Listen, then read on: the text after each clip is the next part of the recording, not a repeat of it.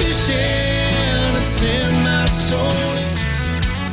Welcome to the Salt Strong Podcast, disrupting fishing entertainment as you know it. Prepare to laugh. Prepare to get to know fishing legends in a whole new and unfiltered way. And on occasion, you might even learn a thing or two about fishing. Here's your host, Joe Simons. Like diamonds.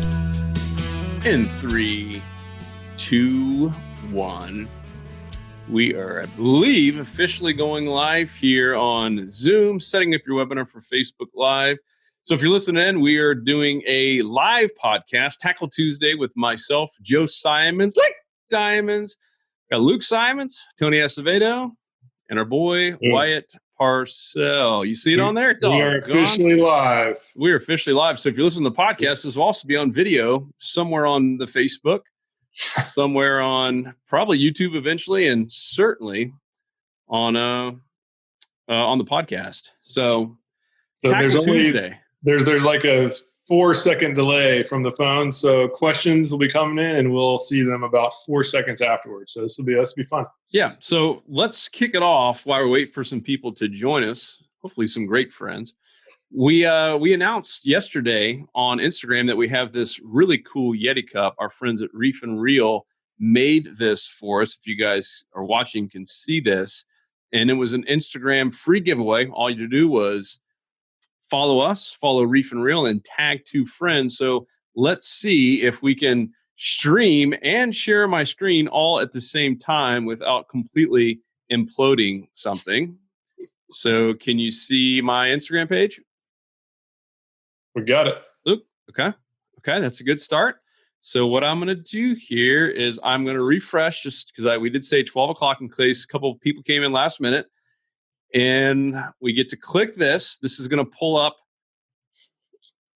the actual page. You can see it's 838 views and a few hundred comments.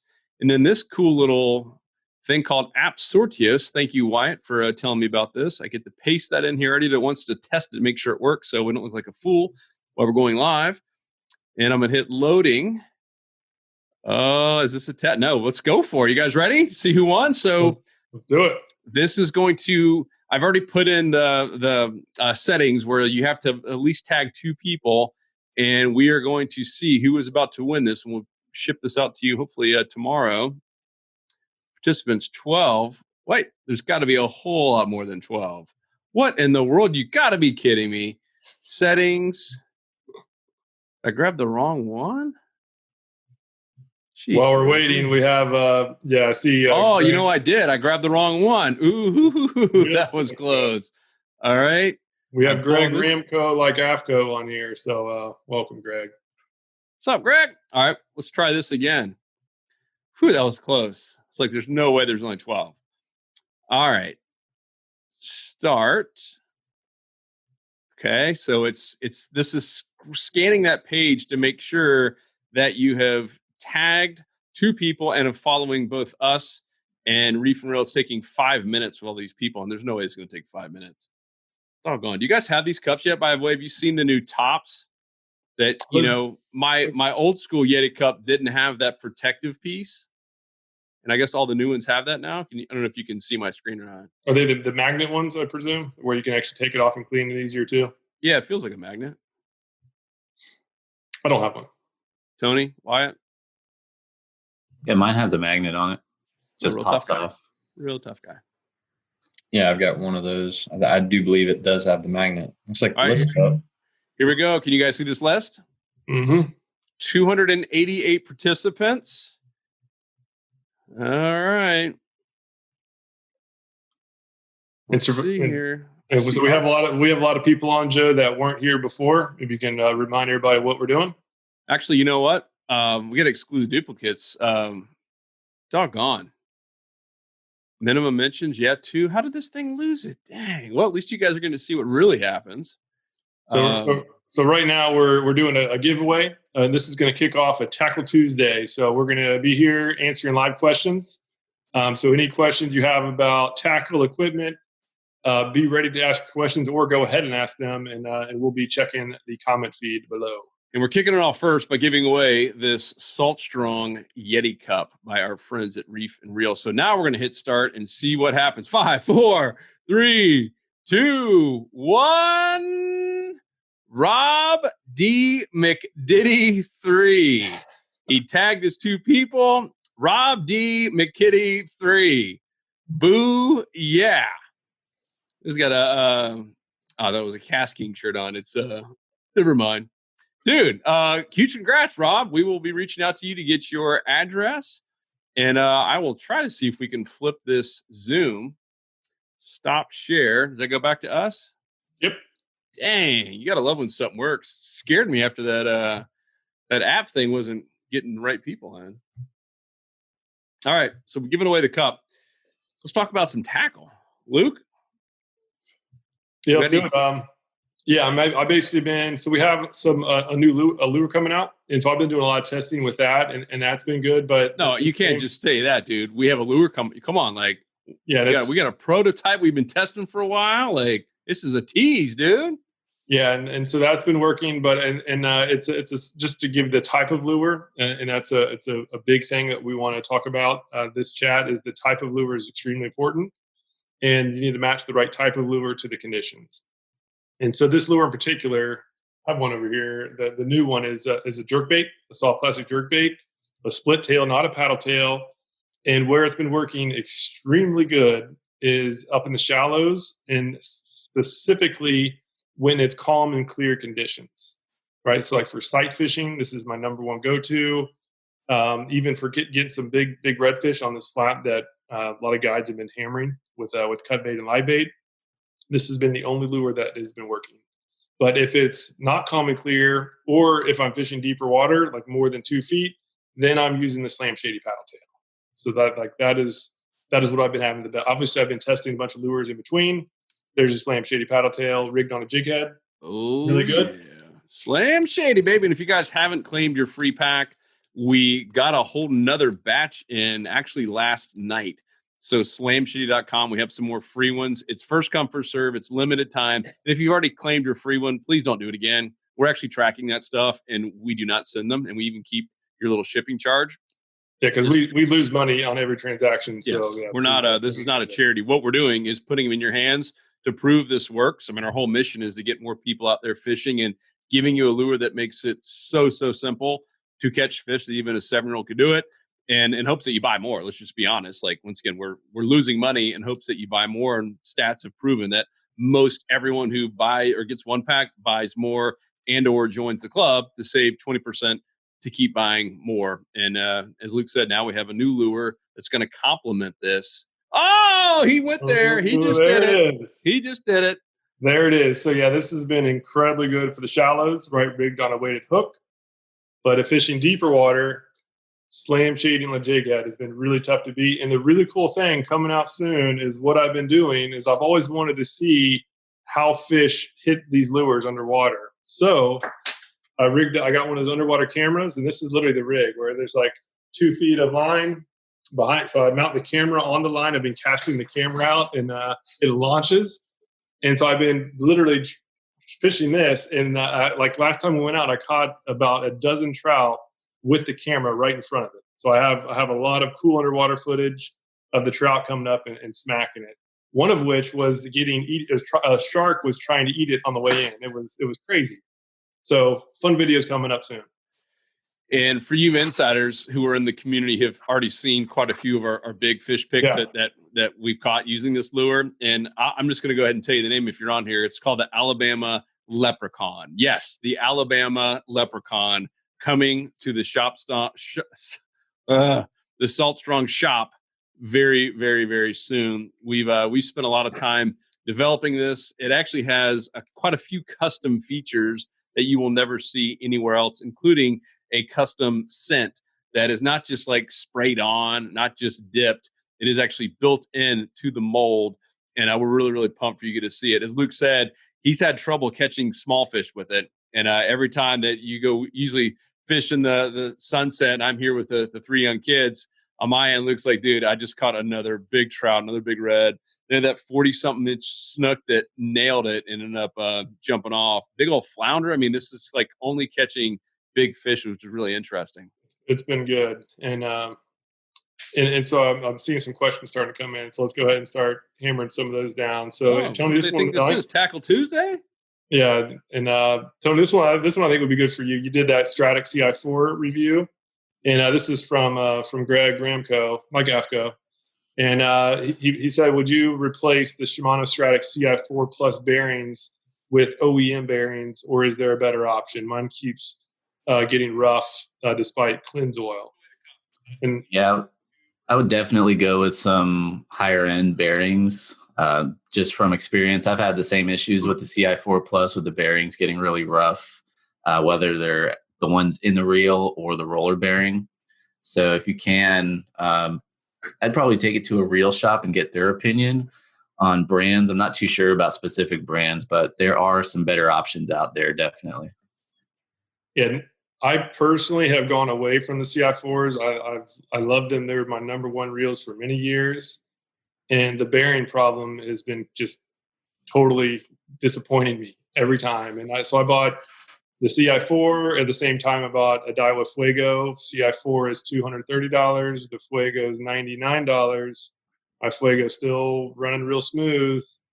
My Shimano's, you can hear it, 30 yards away. Yeah, I have one. Actually, have one here. I just bought the FLs a few months back and replaced them with this. Replaced the CI4 Plus with the FL, and I mean, you can hear how noisy it is. For me, it's the line roller. The line roller would be that one right there. Yeah. And my buddy actually had one. It was driving both of us nuts while we were fishing because every time he'd go to reel, it sounded like sandpaper on his reel. And it turned out it was that little bearing the little bearing that's right in there. And you could easily free spin it and you'd hear it like just crunching and grinding. It was horrible. We couldn't figure it out till we got off the water, and I took a look at it and took the line off, just started spinning it, spun the bearing on the roller, and that's where the noise was coming from. Yeah, one good way to test if it's the roller bearing, because in many cases it is, and that's actually pretty easy to fix, is just to literally get the reel. This is a different reel, obviously, but just keep the spool down and grab the line, and that way you can actually spin the line. I can just pull on the line and it's moving the bearing. This one is very smooth. It's a new reel, no problem. But if it did have that issue, as I'm doing this right here, you would hear the sandpaper or like sand, whatever's in there, you'd hear it. So yeah. Quick and easy way to make sure that, Otis, hey, don't eat it. Otis is about to eat the Slam Shady. Everybody loves that Slam Shady. Even Otis likes the Alabama Leprechaun. Oh, that was Leprechaun. Did he bite the tail off? Yeah. Did he really bite the tail off? No, that was courtesy of a puffer fish. Oh, I was about to say, that's hilarious. But and to that point too, this right here has been responsible for a lot of my biggest fish. So the redfish have been eating the tailless one best, and I've caught more over 20-inch trout than I ever have in Tampa Bay, most of which it seems like they like this smaller profile. And probably because it's springtime, the bait fish are smaller. But do not throw it away when the tail gets claimed by a puffer. A lot of times they're doing you a favor. Yep. And a quick plug and reminder for all of our 13,000 plus. We just actually broke through 13,000 insider members on Monday morning.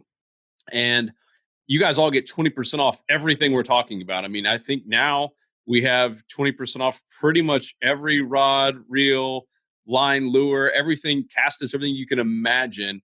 We've got 20% off, and just one more reason to become an insider member on top of the fact we're literally showing you where to fish every week. You have an amazing community and network. You have all the exclusive tips and the little courses, but you also now get 20% off pretty much every manufacturer that we know of. And if you have one that some small one that you like, let us know. We'll see if we can cut a deal with them on your behalf as well. So just one more reason to become an insider member. And insiders, like I heard from one of you saw one of our views and you went to Bass Pro or somewhere. Nothing is Bass Pro or Amazon, but why not save 20%?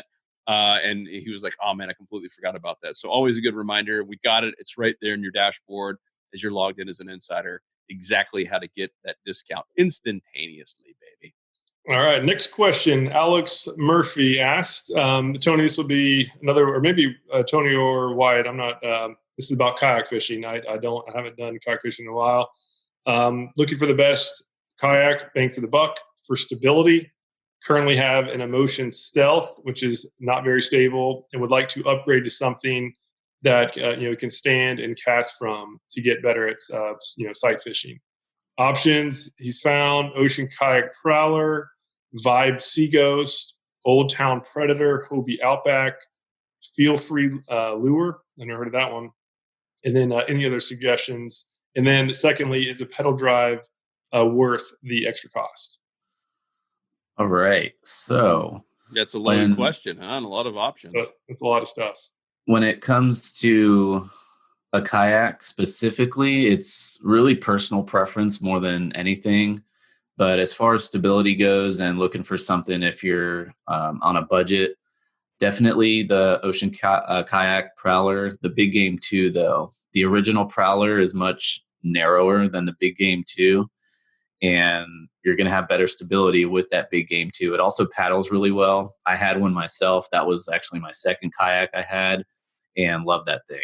I went across Mosquito Lagoon pretty much every weekend, which is a 2-mile trek one way. I've been through the No Motor Zone in the Banana River, which is basically a 10-mile trip round trip. And it was a great kayak. You could stand from it, no issues tipping over or anything like that, unless you run over manatee, which I did one time. It was right when I launched in the morning, 3 feet of water, saw him right in front of me. It was too late. He freaked out. I freaked out, and I went in the water. So those things are powerful. Like they're shockingly fast and powerful for just looking at them in the water. Did you have the GoPro going at that point? No, it was pitch black out. Like I had my headlamp on, and I saw the gray mass in front of me at the last minute, and it was over. But another thing with stability, your kayak's only as stable as you are. Your balance is going to, each person has different balancing capabilities. I know people that can stand on some of these racing kayaks, which is kind of crazy because they're not really made for standing. So it's really going to come down to your balance. I highly recommend practicing your balance. The first time you get out there, even if it is a kayak that's made for standing up, it's going to be tough for you to stand up. It's just going to feel awkward, especially if you're used to sitting down all the time. But your body will get used to that over time. And going back to the different brands, the Vibe Sea Ghost is okay. I think the Prowler Big Game 2 is more stable, but it has a bit of a higher price tag. And if you have the money, I would highly recommend going with a Hobie Outback. And that leads into the pedal drive question. I was kind of steering away from pedal drives for a while just because I mainly fish in a 1.5 foot of water. And I thought the pedals or the fins would get in the way. But there's some ways. Because your biceps are the size of most people's, bodies, and you don't mind paddling. Yeah, my legs weren't too strong, but that's another thing you get used to. But yeah, there's ways around that. I mean, the fins go right up to the bottom of the hole. When you spread the pedals, the fins go flat up against the hole. So when you get shallow, they call it flutter kicking. And basically, you're just doing this with your feet back and forth, just pumping the pedals, and that keeps the fins up against the body. And they're basically just flapping up against the body, and that still allows you to move. And I've done that in 1 foot of water with no problem. But the biggest thing I realized was that I'm mainly using the pedals just to get to where I'm fishing. Once I get to where I'm fishing, I'm standing up, I'm using a push pole. So the pedals I just take them out, put them in the tank behind me, and I don't use them again until I'm ready to go back to the launch. So pedal drives are definitely worth it. Much better in the wind and current. They get you to your spot quicker, and you're less fatigued when you get there. So you can actually enjoy fishing without being beat. So if I had to recommend stable option, lower price, I would definitely go with the Ocean Kayak Prowler Big Game 2. And if you want to spend a little bit more money, definitely go with that pedal drive with the Hobie Outback. Right, you Wyatt, what are you thoughts? What are you fishing out of, Wyatt? I can't remember. So I've got the most basic Pelican 120. I'm looking at getting a pedal drive myself, just because up here in coastal Carolina, you have to travel pretty long distances to get to where you want to fish. I have been trying out some of these kayaks, and I'm with Tony. I'm willing to wait to save for that Hobie. Super stable, super comfortable. I love the seat on it. The pedal drive is fantastic. Some of these other pedal drives, something that I don't believe we touched on, most of them are propellers. I believe Hobie is one of the only ones that actually has the flippers or paddles. The others are spinning propellers. And those tend to really get you moving a lot faster. So like Tony said, you're not really going to be using them when you're fishing, just to get you to and from your spots. And that's what I like the most about the Hobie and that drive system. So if you can, I'm with Tony. Save up for that Hobie for sure. Yeah, now go ahead, Tony. I was going to say Vibe has a new kayak coming out. We just saw it at ICAST last year when they pretty much premiered it, but it has the option to put a pedal drive in it, and they have different, I believe they have different, what would you call it, consoles that you can put into it to use different pedal drives. So I asked the owner, and he said you can use the Hobie Mirage drive in that kayak, and the kayak itself I think is only like $1,200, and they sell their own pedal kit for another I believe it's $500 or $600. So for less than $2,000 you can get a pedal drive kayak, which is really good, considering, I mean, most pedal drive kayaks are going for at least $2,500 to $3,000. So I'd highly recommend checking that one out. I believe they were on pre-order. I don't know what's going on with all this virus stuff, maybe delayed a little bit more, but if you can get your hands on one of those, I think they'd be a great option. Lower price, and you have the option to pedal or paddle.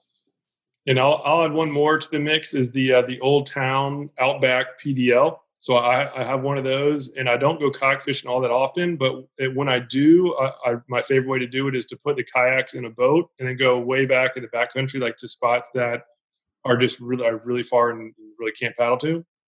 And so I do it with my dad a lot.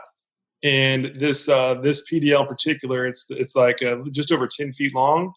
It paddles. It's like super easy to go long distances, and it's easy to store. Number two, which is the really convenient thing, and it's way more stable than my dad has a Hobie pedal, but it's one of the thinner ones built for speed.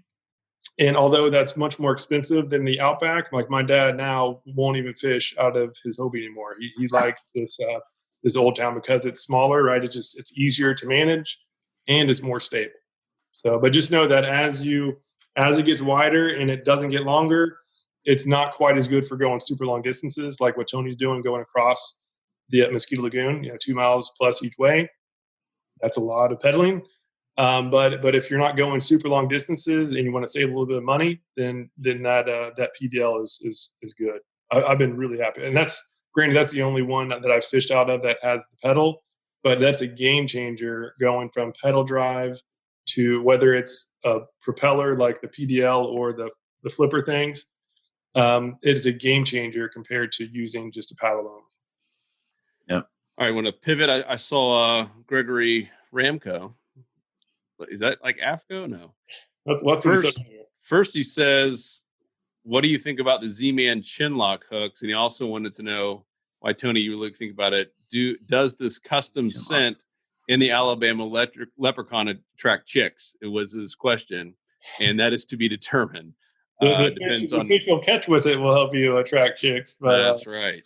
I'm not sure about I don't know about using that scent as a cologne, but 60% of the time it might work every time. Who knows? Well, I will say that it's kind of ironic that we've been testing these out for the last few months, and ever since we've been testing these out with this custom scent, Luke's had a girl on the boat. So I'm just saying. And since we mentioned that, I might as well throw it out too. Like, she's never used she's fished a lot growing up. Has done mostly live bait fishing, not much lures. And so I've been my live well hasn't worked in like a year and a half. So no live bait on my boat. And I've been giving her like this Alabama leprechaun. And the first time I rigged it up on her setup, she caught 3 trout that were over 20 inches. Like somebody who had no idea how to, like, no experience using those. Like it definitely, obviously I taught her how to retrieve it and everything. And if you get these, we'll teach you all that stuff as well. But they clearly work, and it's not just like a one-off. Works for everybody as long as it's rigged properly. That's the key. It's not rigged properly, it's terrible. Just like pretty much all soft plastic jerk baits. Yep. If it is rigged properly, it's really hard to beat. Someone also asked, "Are you going to cut your hair?" What does she think about your hair? Yeah, she actually. I was having a mullet coming on down there. It was because I haven't had a haircut. I think it was in November. I think last time I got a haircut. So it's been a while. So I had a bit of a mullet going on, to the point where if it was a windy day, I could feel it flapping down. It doesn't feel good. The flapping on your butt, or your neck? No, so she actually cut it. She gave me, she spruced it up a little bit. So I don't think only barbers are open. So like now I really have, no shot. So anyhow, it's growing, man. It's been good luck. I saw somebody ask about what does it take for Luke to cut his beard. Who was that? All right, let's go to with the chin lock. What was that? Yeah, the Chinlocks hooks. So these are the Chinlocks hooks right here. They're very similar to the Mustad grip pin, and basically it's a swim bait hook, but it has that keeper up top. They work really good for Z-Man baits. However, they don't work really well for other types of soft plastics, because you have to slide the soft plastic over that weight, and then you also have to slide it over that keeper, and it just tears up those other baits. So they work well for Z-Man. I'll go ahead and show you a quick demonstration here, but basically go through the top. That Z-Man bait, I don't care. That Z-Man bait don't care. And if you have line on there, it'll stay on. Let's try that again. So pop it on there, slide it up carefully this time so it doesn't pop off the hook. And as you can see, that keeper keeps that bait on there. Any other soft plastic would have ripped off with Tony. So yeah, it's great for Z-Man. I don't like it at all for non-Z-Mans.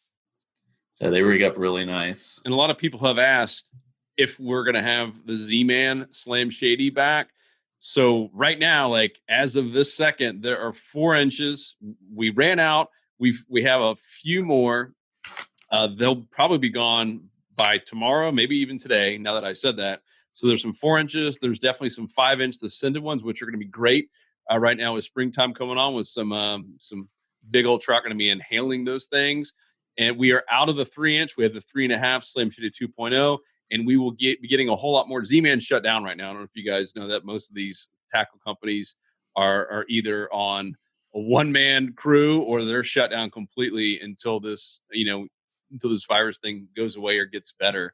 So we definitely have more Slam Shadies coming with Z-Man in all the sizes. It honestly might be August, just setting the right expectations. It ain't happening this month or the next month or the next month. They're still a ways out. They're going to have a lot of catch up to do. And as much as I like to think that we're, first on Z-Man, they're worldwide now, and they have massive accounts like Bass Pro and Dick's, et cetera, that they have to service. And so we are on their list. They have made a promise that we will have the Slam Shady back. I know it's not going to be overnight.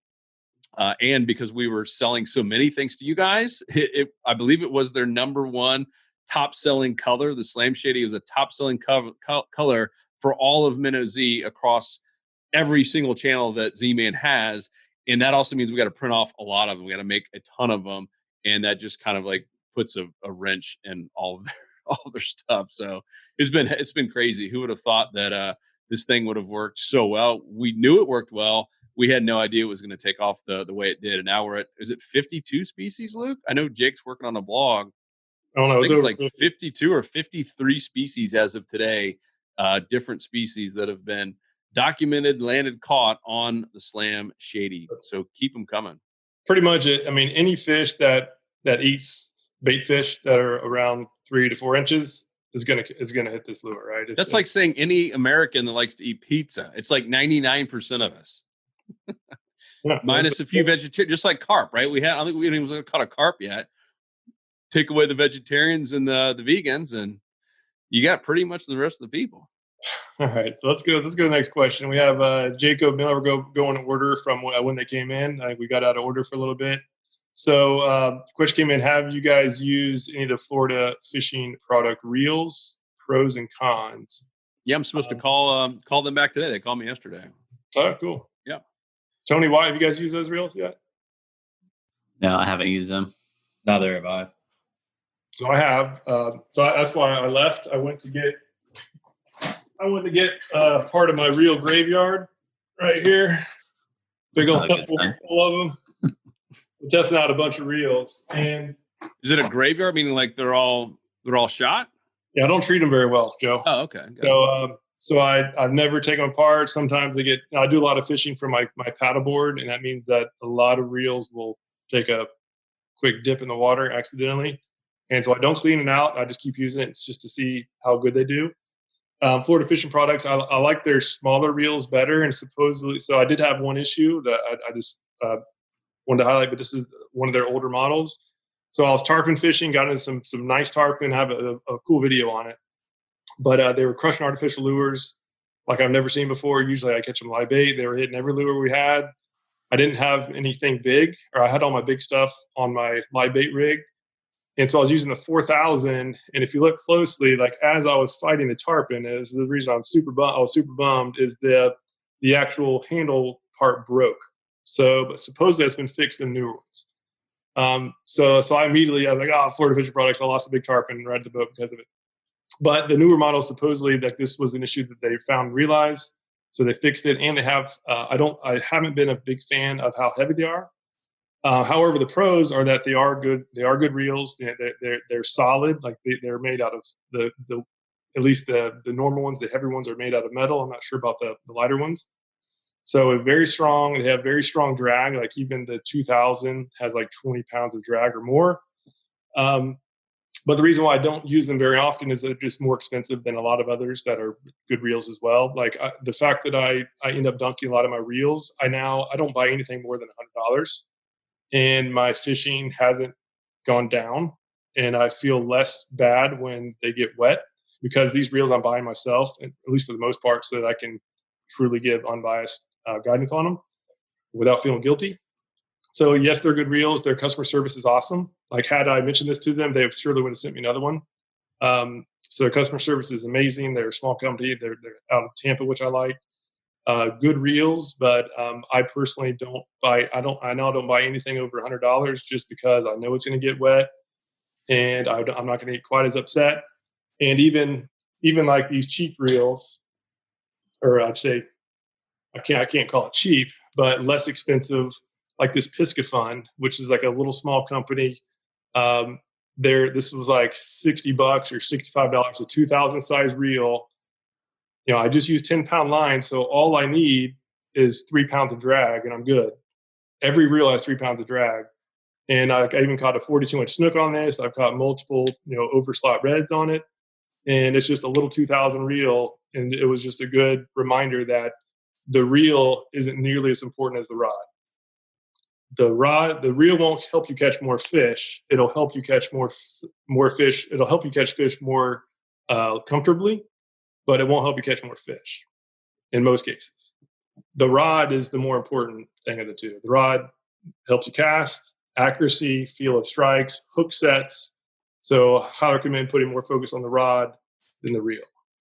So yeah, I will say, what we really love about the Florida Fishing Products is the people and the fact they listen, right? Because that handle thing, that was 2+ years ago, and since then, I mean, they've fixed that. I mean, they listen to you, right? The real people, you can actually call them up on the phone and say, hey, this happened, or fix this. So from what I've seen, they fixed the handle thing completely, and they made incredibly much lighter reels. I don't know that they're as light as like the CI4 yet, but I mean, it's night and day from where they were. So their new one, I am excited about. I felt it at ICAST. They weren't selling it yet, and that's gonna be the next expensive reel that I buy. Expensive meaning over $100. But it felt like a CI4. They had a casting pond there. Like that one did feel really good, and that was after they fixed the handle issue. So that's the one that's like the next like nice reel that I'm thinking about. The one that I probably won't take on my paddleboard because it's like I feel like I've been dropping way too many reels when I'm on that darn paddleboard. But well, you're on a surfboard, dude, is the problem. It's just like what Tony said. Someone can watch Luke go out on that little, it's essentially a surfboard, like a longboard. It's made for. And like 99% of people are going to fall off that thing the first time they try it. But rod reel, like I've been putting way more focus on rods, and just because they are, I think, the most important tool for us, especially if you're an artificial lure person. Rods are it, but if you're live bait or cut bait, the rods don't matter. Then it's the reel, right? So like I think that's a good decision point as well as far as what to put the focus on. So if you're doing live bait, cut bait, then get a nice reel, because you don't need the casting accuracy. Especially using circle hooks, you don't need to be setting the hook. You just need a good drag. Your drag is going to get a lot of work out. All right, let's switch over to boat maintenance, because that's always been a popular one. I know Deeks did that whole little mini course for our insider members on exactly what he does, because that guy is trailering his boat. Do you remember how many miles? It was some crazy amount. He's basically going 2 hours a day total, every single day, 300 plus days. So whatever that means, tens of thousands of miles. But Steven says, I just bought a bay boat. Do I need to wash it thoroughly with soap each time? Even going fishing I'm going fishing the next day, or just rinse it with water? I'm new to saltwater fishing. Let's apply that to kayaks as well. Who was that one for? Sorry, I'm reading comments. Let's just say you, since you have a boat you keep on the skiff, you're using it every day. So the question was, if I go out my boat, I fish all day, I know I'm fishing the next day or the day after, do I still need to wash it down with soap or just spray it down with water? So my boat sees soap about, maybe I'm not the best one to answer, but my boat sees soap about once every 4 or 5 months. It's kind of like your body. Luke takes a shower, but it means just getting in the shower. Yeah. I crashed over there because we were filming that early morning. I'm like, dude, do you have soap and shampoo? And he's like, yeah, I think it's in the garage somewhere. Remember our first Gasparilla trip? It was a week long, and it was the smelliest person got the most fish, and that was just that's true. Well, that was extreme. Like we, after a year of doing this Gasparilla trip, we went like 15 years total, and like we don't go on the mainland. We try to get as stinky as possible. No showers allowed, and finally we said, all right, I'm going to take this next level. I'm not even going to bring a toothbrush for a week. And dude, that got nasty. That got pretty hairy. And then the next year we decided to bring girls, and we kind of like, all right, we probably want to bring some soap and toothbrush and some toothpaste. Wyatt's like, yeah. So back to the question. So when I first got my boat, I would rinse it with soap every trip. After every trip, I would flush it after every trip. And lately I haven't been, and there really hasn't been a noticeable difference. I mean, as long as the boat is a saltwater boat, that like I just spray, I 100% of the time spray down with fresh water. I don't like using soap. Right now, mine's on a boat lift. I don't like using soap over the canals, and it hurts me to see, especially when I can smell that there's like Clorox and bleach and stuff, and it's washing in the boat. Obviously, when you wash it down, it goes straight into canals. I do not like that at all. So I practice what I preach. I don't use any chemicals on my boat. It's on the lift. Whatever I put on there is going right in the canal. If I don't want the canal, it's not going on my boat. So I do 100% water, and that's it. And I just get a scrub brush, right? If there's like blood or something, if I'm fishing, like catch a ladyfish, right? Like they start shaking, sometimes like little small blood droplets get everywhere. The best thing to do is just to be mindful of that, and just don't let it dry. Like I just have a bucket or a gallon thing on my boat, and I just wash it down. Like I get the blood off when it's wet. That way you don't have to scrub it off when you get back to the dock. So again, like I just recommend, especially if you're on a lift, but even if you're not, right, that runoff is going to go somewhere. And whenever you can, just don't use chemicals. And it's surprising how clean a boat can stay without chemicals. So I think that's the biggest misconception, is that you have to put all sorts of stuff on it. The reality is you don't. As long as you just don't let a bunch of blood or guts or stuff dry on the deck, then it's surprisingly easy and effective to clean. with just water. So yeah, that's the my- the that's my- sooner you clean it, the easier it's going to be to clean. Like even when I was fishing on Luke's boat, I kept a rag with me, and if like blood got on the deck or something, I would just stick the rag in the water, wipe it off. That way, at the end of the day, it's a lot easier to clean off. But as far as kayaks go, I'll touch on that. You would almost think, or I see a lot of people that kind of neglect their kayaks, and they're made of plastic. And when salt water dries on plastic over time, it makes that plastic very brittle, especially when it's out in the sun.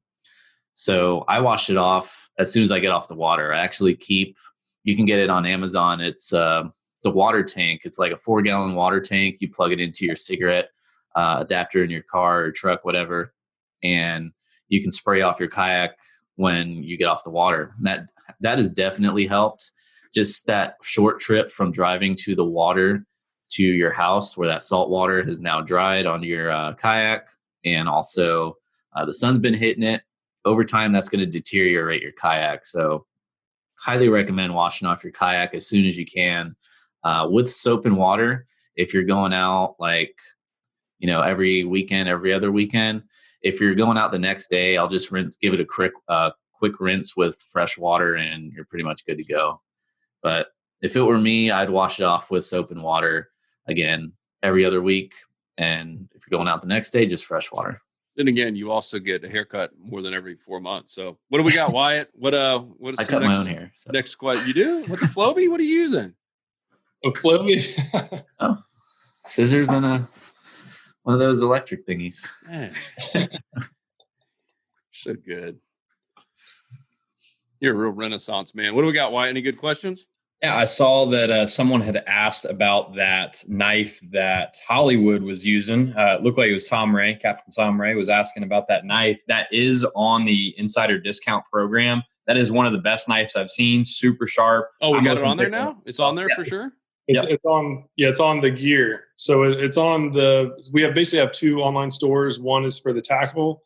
The other one is for apparel. That's with AFCO. And so it's on the apparel one, which is saltstronggear.com. I told you, Tom sent me a text. I said, let me look into it. AFCO guys are busy over there in California with all the virus stuff. Apparently they made it happen. AFCO, if you're watching, thank you guys. Thank you, Tom Ray, for being an insider. Remember Captain Tom Ray, everybody. Catch a Ray Charters. The dude's a maniac on the boat. Yeah, he's a character. He's a lot of much fun. Yeah, thank you, Tom. So yeah, check that out. That's every other discount we have on tackle is on our shop page or the insider, private shop page. That one in particular, you will find that at saltstronggear.com. And we're going to try to consolidate this stuff because I know it's confusing. Hey, why do they have 2 different shop pages? We're trying to figure that out in terms of consolidation. Aggravation. I wanted to sunscreen lotion. So Mike T. Phillips, he said, when you all go fishing, tell us where you're fishing at, please. Oh, we do that, Mike. Yeah, we actually do that. We've done that for 4 years, and I've made a log of every trip too. So there's the Insider Club has all that information, not only the future stuff and current, but all the past that is actually organized and filterable by season and species. It is by far the best catalog of inshore fishing for redfish, sea trout, snook, flounder that's out there. And so it's growing like crazy. I mean,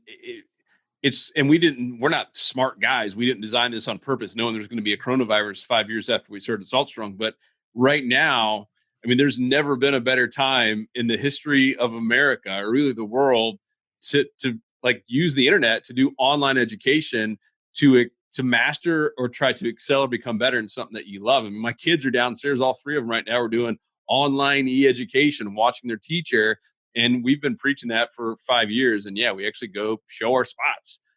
Some people don't like that. They think it's cheating and people need to go figure out their own spots. Disagree. I believe everyone had a mentor. Everyone had some father, grandfather, or some friend that taught them the best knots to use and taught them how to go find fish. And we're just trying to shorten the learning curve. So yeah, we'd love to have you in there in the Insider Club. We believe we have shortened the learning curve and hopefully can save you years, not just weeks or days, but years of time to go out there and catch more fish faster than ever. Now, this whole year for you insiders who've been watching, I know you love it, the Smart Fishing Game Plan, where 10 minutes every single Friday usually Luke or Tony gets on a Zoom call like this, and actually, I guess it's Camtasia, doesn't really matter, same thing. And you get on an online map and actually show you where to fish, like based on all the trends we're seeing across the entire community from Texas all the way up to really Virginia. We actually get on a map and show you exactly where you should fish that coming weekend. Do it every single week. And that's on top of the 20% discounts and all this tackle stuff. So I think Gregory Ramco might have had a couple beers already at 12 o'clock. The guy is flowing. He's talking about Flobies again now. Come on, Gregory. I love you, brother. Yeah, so another question next on the list is Dave Morales Sr. He asked, he was on a recent trip with Slam Shady and a fish inhaled it and it just went way deep. And then any suggestions on how to prevent this from happening? We did lose a couple fish. I did try to set a hook earlier, but then I was missing the bite. So, and then thanks guys for all that you do. So why you want to knock this one out, this is really about, when to set the hook, field the strike versus weight. What are your thoughts? Yeah. So, I mean, the big thing is making sure that there's not slack in your line. A lot of guys, when they're fishing with lures, they're not actively managing their line. They'll be reeling and they'll give it pops and then they'll just sit. When especially with trout right now, we're seeing that they're hitting on the drop. So you've got your Slam Shady. This is the trout killer right now. As it's coming down, they're hitting on this drop. And most guys, what they'll do is they'll just finish reeling and then they'll just wait. What you should be doing when this drops is dip your rod tip and actively reel in that line, because it still allows the bait to drop instead of you continuing to reel and it would pop right back up. Drop the rod tip as you reel. You'll reel in that line. You have less slack, and you'll feel right when that fish hits. So there's a little vacuum that a trout creates when it ambushes that bait from below. Unfortunately, sometimes they're just going to inhale it hard because they're hungry.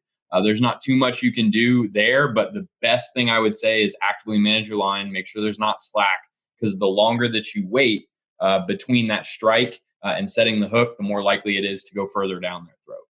Yeah, I totally agree. And the other part too, I'll handle as far as setting the hook quickly and it was missing strikes.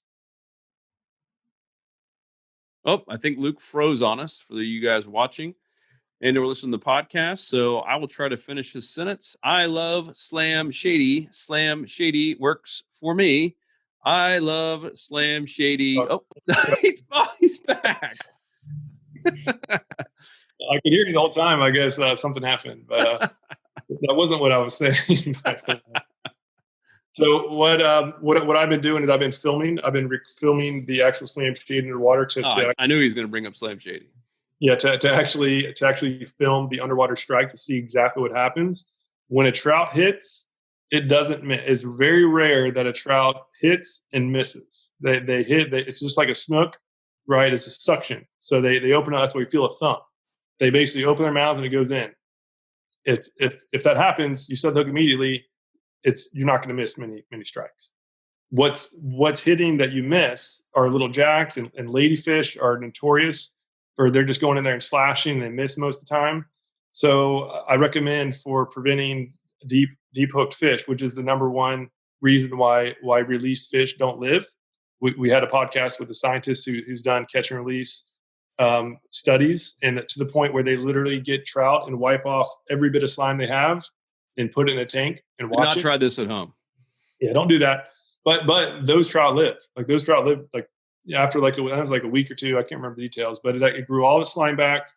It was good. The mortality rate on a trout that was hooked deep, especially if it caused blood or if it got in the gills or even the stomach, was like 99%. Regardless if you took it out or if you cut your line, it would, if it's hooked deep, a trout in particular, it's probably not going to live. So it's on us to make sure that we don't hook them deep. So number one, just like what Wyatt said, is to pay really close attention on the downfall. And most of the trout will hit as soon as it starts going down.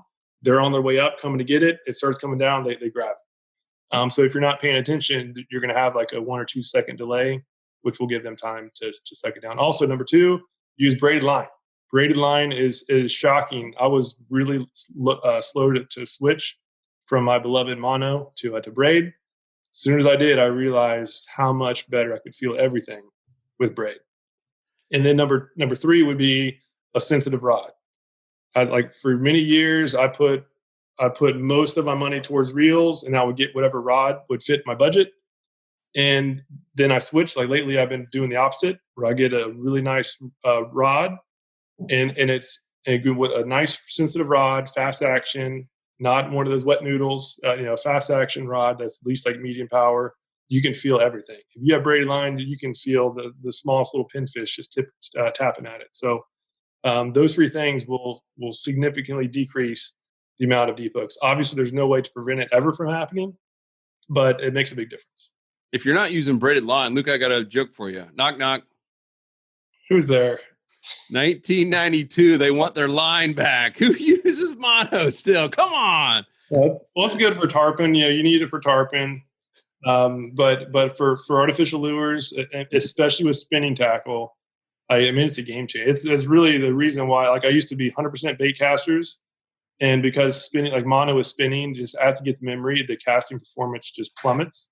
But braid, yes, it's more expensive on a per yard basis, but on a per year of usage basis, like braid, I think is even more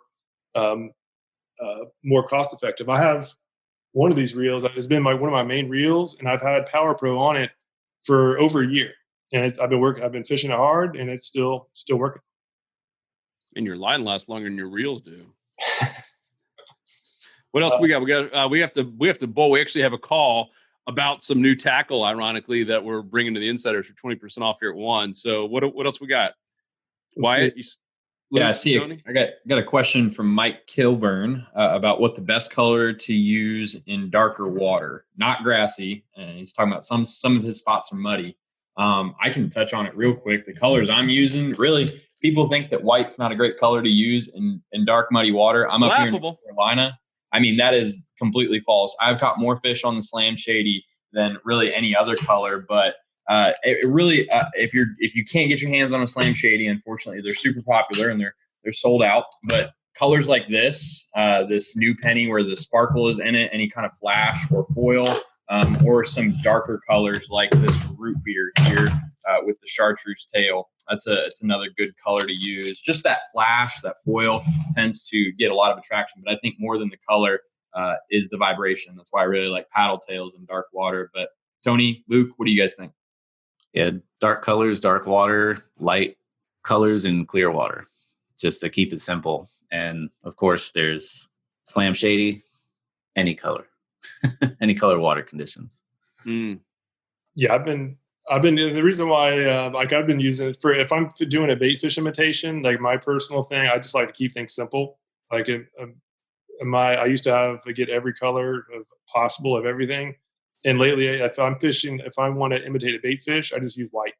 Like I just keep it simple. And the Slam Shady in particular, because I mean, I read this book called "What Fish Actually See," and it talks about like literally what fish actually see. And the reason why white is surprisingly effective is because the fish don't see the color white; they see the color of the water that's in between them and the lure.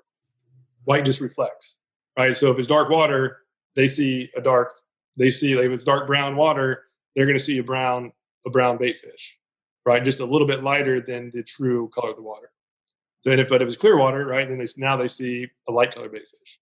So I've just been using white. So I'm using bait fish, I use white.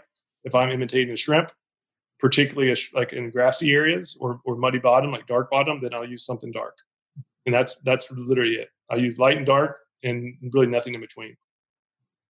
And you catch a lot of fish. What about jig head color? Steven asked. I know we've been using a lot of those trout eyes. I've used some of the saltwater assassin red one. They're just that red jig head too. I haven't noticed a difference in the jig head. I either use plain lead gray color or red. That's about all I use, because red sort of simulates injury. Like if an injured bait fish or something like that, those fish can pick up on that red color, but I don't think color's too important with that. Yeah, what were you holding up there? Is that trout eyes? Yeah, these are the 3 trout eye colors that I'll use. Really, honestly, I think the only color that I've ever seen a difference on, and this could really just be a fluke, but in really clear water, the red eye, I feel like generally works better. And especially down in Florida where the water's a lot clearer. Snook and trout will definitely pick up on that if you're fishing on a sandy area and a beach. That red just stands out in clear blue or light green against that white sand more than any other colored jig head that I've seen. Are you laughing at Gregory's comment? Yeah, there's a handful of. Yeah. And Nick's ripping on your JanSport backpack that came with the Trapper Keeper. Luke still has the same backpack from high school. Oh, it actually is a new one. The one, because I used to take it night fishing. We used to fish Sebastian at night all the time, and that was my tackle box. Just threw all my stuff in there, but all the salt exposure, like the zippers were just totally frozen. What did it do to your Trapper Keeper and the Garbage Pail Kid stickers that were on there? Yeah, no go, man. Game over. Why it's like, what's a Garbage Pail Kid sticker? But yeah, the JanSport is like it's lifetime warranty, and so yeah, I got a new one, same color. Yeah. Tony, do you know what a Garbage Pail Kid is? Yeah. You do? Tony shared with us yesterday that he used to be into breakdancing, so I figured you knew what Garbage Pail was. I was into breakdancing and I was in a metal band. And Wyatt for the day. And Wyatt was basically a professional fencer, not a guy who installs fences in your yard, but he actually Junior Olympics for fencing. Yep. All kinds of stuff about you guys. All right, guys. Let's get one more question. What do we got? Any last question on here before we bolt? Because we have to jump on this other call about tackle. Ironically, once again, you're not an insider. 20% off. Literally, we have, I believe, every single main brand out there now for our insider members. Just one more reason to join. What do we got, Mr. Wyatt? Austin Maynard asks, "What's our favorite rod?" So I guess we can all go through tell what our favorite rod is. Well, I'll just preface it. I do whatever Luke and Tony tell me to do. So I got into custom rods recently, and if you ask anybody that has a custom rod, they're going to say that's their favorite rod because you can customize it to what you want as opposed to finding something off the shelf.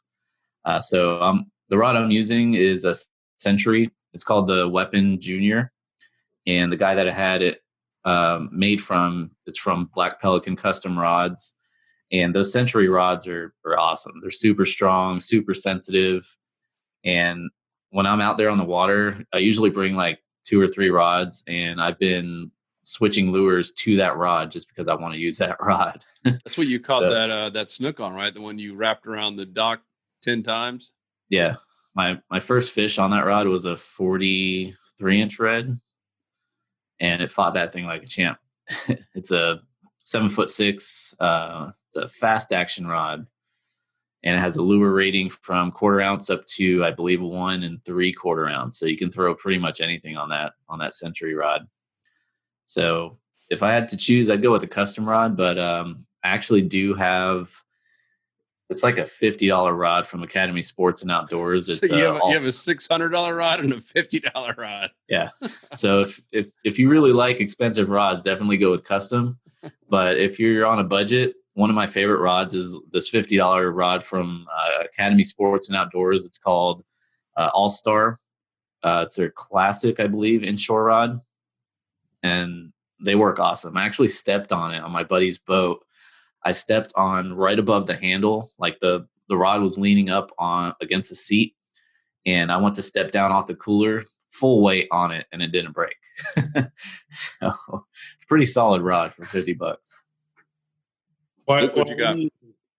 I would say probably my favorite rod. I really do love those All-Stars, but I think if I had no budget, I would buy some more G Loomis E6X inshore series. Those rods are great. I love the cord. It just feels really comfortable in my hand. I've used a lot of rods, and I would say that one's got the most comfortable feel to it. And then in terms of performance, it's fantastic. I've got the medium light. I like it for finesse fishing. I'm looking to get another one for some more heavy applications, probably the medium fast as well. But those rods are fantastic. I love them. Yeah, they're solid. I have one of those. It's solid. I will say my favorite. If I had to pick one, and it's for a unique reason that doesn't get as much attention as I feel it deserves, particularly those of us who use weedless soft plastics a lot. This is a TFO, and this is the TFO Pro. I use it in a lot of videos. I've been using it for like 5 years now. I've been a big fan. It's affordable too, so it's like $100, and it's 20% off if you're an insider. The reason it's just a good blank. It's just a quality rod. It's not like the CI4 or the E6Xs probably have a better blank. Surely have a better blank. But what I really like about this is the actual hook keeper. So the fact that it's unique. I hope you can see it in front of behind my shirt or in front of my shirt. But instead of having the loop that you thread the hook, like the hook point through, great for hooks, great for normal hooks, great for lures that aren't weedless. Not so great at all for a soft plastic that is weedless because the hook point is in the bait itself. So with this type of hook, all I have to do to get the Alabama leprechaun with the hook. So I literally just get the arm of the hook and just slide it on, and there it's ready to go. And so if I'm paddleboard fishing, if I'm sight fishing paddleboard where I'm paddling, I have the rod behind me on a rod holder. I can see a fish and not take my eyes off of it. All right, I put my paddle down to my side, and then I reach back, grab the rod without ever losing track of the fish. It's already weedless. And so all I do is I just slide it out, and I'm ready to go. So not many rods have this type of keeper, and it drives me crazy. That's why I always go back to this rod. I wish some rods with more, I guess, more pricey, more expensive blanks would have that. But that alone, it's a unique discriminator. Particularly, I love sight fishing, and that's why it's a big deal to me. So for that reason, the TFO would have my number one vote for an all-around basis. Cool. All right, guys, it's 1:02. We have a call to jump on. So just want to thank all of you. This has been really fun. If you like it, comment down below. Let us know if you want us to keep doing these every week. Maybe we'll keep doing these Tackle Tuesdays because I know we only got to like half the questions. And what we'll do after this is myself and Luke and Tony and Wyatt, we'll go through the comments that we didn't have time to answer, and we'll just start we'll basically just do videos to answer those questions. We'll put them on our YouTube channel and obviously Facebook and our blog. So Tony, Luke, Wyatt, we were talking earlier about, hey, what kind of tips should we do? I think we basically have our answer right there below. So let us know if you guys like these, any other questions that you have, you want us to go out there and film specific tips for you on. We are in content creation mode since this is on lockdown. We're still going out there by ourselves and just doing some video footage. So let us know. We'd love to hear from you. Can't thank you for all the support. If you're not an insider member yet, come on now. Join the club. Go to saltstrong.com. You see a place you can learn more about it. And we're about to jump on this call, like I said, and basically cutting some even steeper, better discounts for you and everything from sunglasses. I'm not going to name brands, but all the biggest names that you're probably already wearing, from cast nets, rods, reels, lures, line. You got it. You want it. We got it. Peace. Yep. Yeah, and if there's anything that we either said incorrectly or whatever, let us know as well. That's the cool thing about learning. It's a forever fishing. It's a forever learning experience. So, I'm sure this is the internet, dude. Of course, they're going to let us know if we said something wrong. You don't have to ask people for that. Yeah, I never take offense to anything as long as it's actually a critique and not just one was like, why do you? I can't remember what it was, but it had nothing to do with fishing. So, we're always about learning different thoughts and even different usages too. Things that we never even thought about. So, I've learned a ton from listening to feedback from these videos. So, any feedback is much appreciated. Cool. Guys, thank you for all the love, all the support. Be safe out there. Wash them hands. Come on now. We out. 'Cause fishing, it's in my soul.